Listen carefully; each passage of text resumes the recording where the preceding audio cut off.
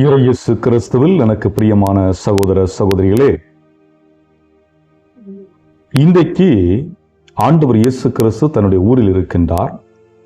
தன்னுடைய ஊர் மக்களால் அவர் ஏற்றுக்கொள்ளப்படுகிறாரா, ஏற்றுக்கொள்ளப்படவில்லையா என்பதை விளக்கும் விதமாக இன்றைய நற்செய்தி அமைந்திருக்கின்றது.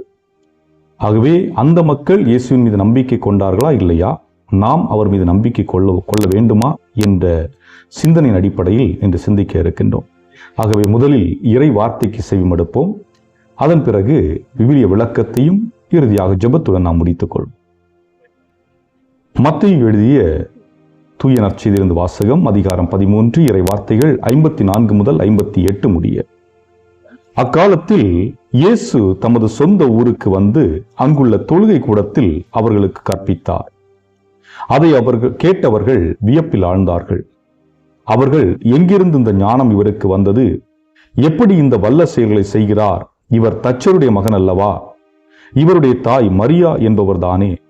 யாக்கோபு, யோசேப்பு, சீமோன், யூதா ஆகியோர் இவருடைய சகோதரர் அல்லவா? இவர் சகோதரிகள் எல்லாரும் நம்மோடு இருக்கிறார்கள் அல்லவா? பின் இவருக்கு இவையெல்லாம் எங்கிருந்து வந்தன என்றார்கள். இவ்வாறு அவரை ஏற்றுக்கொள்ள அவர்கள் தயங்கினார்கள். இயேசு அவர்களிடம், தம் சொந்த ஊரிலும் வீட்டிலும் தவிர மற்றெங்கும் இறைவாக்கினர் மதிப்பு பெறுவர் என்றார். அவர்களுக்கு நம்பிக்கை இல்லாததால் அவர் அங்கு பல வல்ல செயல்களை செய்ய முடியவில்லை. ஆண்டவரின் அருள்வாக்கு. இறைவா உமக்கு நன்றி. அன்புமிக்கவர்களே, இயேசு பிறந்து வளர்ந்த அந்த ஊரிலே இறைப்பணி ஆற்றுவதற்கு செல்லுகின்றார். அங்கு வாழ்ந்த மக்கள் இயேசுவை குழந்தையாக பார்த்திருப்பார்கள், ஏன் இளைஞனாக கூட பார்த்திருப்பார்கள். தன்னுடைய தந்தைக்கு உதவி செய்யக்கூடிய ஒரு மனிதராக இயேசுவை பார்த்தவர்கள் இப்பொழுது அவரை ஏற்றுக்கொள்ள தயங்குகின்றார்கள்.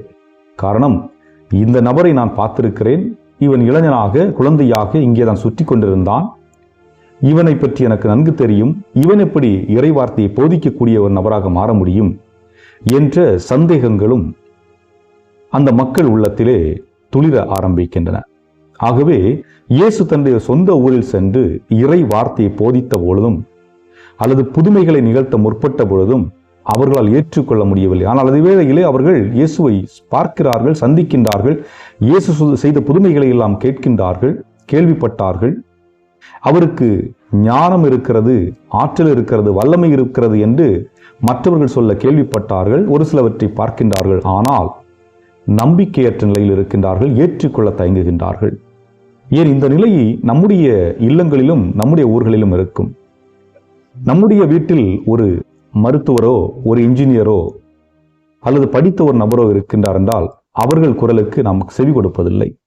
அவர்கள் நமக்கு இதை செய்யுங்கள், இதை செய்யாதீர்கள் என்று சொல்லுகின்ற பொழுது கூட அதை நாம் ஏற்றுக்கொள்ள தயங்குகின்றோம். அதே போன்று பல்வேறுபட்ட நிலைகளில் நாம் பார்க்கின்றோம். இன்னும் மற்ற ஊர்களிலிருந்து வருகின்ற மருத்துவரை நம்புகின்றோம், ஆனால் சொந்த வீட்டில் உள்ளவர்களுக்கு நாம் மதிப்பு மரியாதையும் கொடுப்பதில்லை. இது பல இடங்களில் நிகழ்கின்றது. அதுதான் இயேசுவுக்கும் நிகழ்கிறது. ஆகவே தான் ஆண்டவர் சொல்லுகின்றார், இறைவாக்கினருக்கு சொந்த ஊரில் மதிப்பு கிடைக்காது. அடுத்ததாக பார்க்கின்ற பொழுது இவர் தச்சனின் மகன் என்று சொல்லுகின்றார்கள். தச்சன் மகன் என்று சாதாரணமாக நாம் நினைத்துவிட முடியாது. காரணம் என்னவென்றால் பல திறமைகளை கொண்டவராக யோசேப்பு இருக்கின்றார், கைவினை கலைஞராக இருக்கின்றார், பலவற்றை செய்யக்கூடியவராக அவர் யோசேப்பு தன்னுடைய மகன் இயேசுவுக்கு சொல்லிக் கொடுக்கக்கூடியவராக இருக்கின்றார். ஆக அந்த சூழலிலே ஒரு தாழ்ச்சிமிக்க குடும்பத்தை சார்ந்தவராக, அதே நேரத்திலே தொழிலாளர் வர்க்கத்தை சார்ந்தவராக, தெய்வீக பணியை ஆற்றக்கூடியவராக, வல்லமை நிறைந்தவராக இருப்பதை அந்த மக்களால் ஏற்றுக்கொள்ள முடியவில்லை.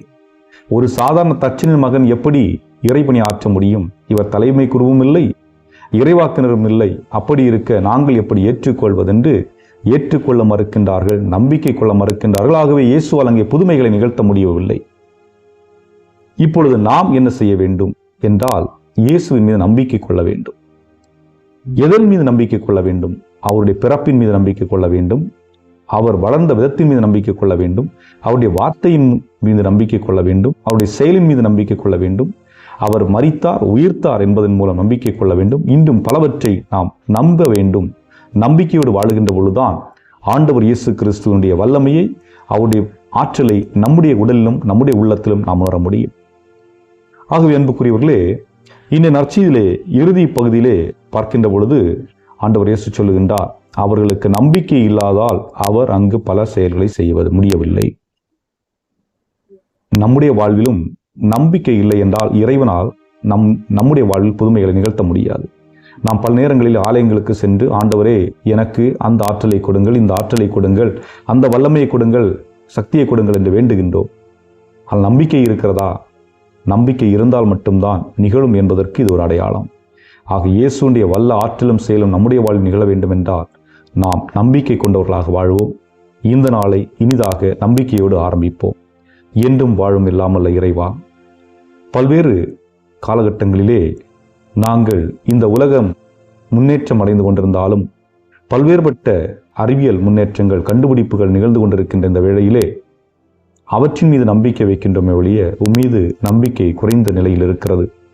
ஆகவே எங்களுடைய வாழ்விலே நாங்கள் பலவித துன்பங்களையும் தனிமையையும் சோதனையையும் பதட்டத்தையும் அனுபவித்துக் கொண்டிருக்கின்றோம். அவற்றிலிருந்து நாங்கள் விடுபட்டவர்களாக, உம்முடைய வார்த்தைகளை வாழ்வாக்கக்கூடியவர்களாக, உம்மீது ஆழ்ந்த நம்பிக்கை கொண்டவர்களாக வாழவும் அதற்குரிய அருளையும் எங்களுக்கு தந்தருள எங்கள் ஆண்டவராய் கிறிஸ்து வழியாக மன்றாடுகின்றோம். ஆமென்.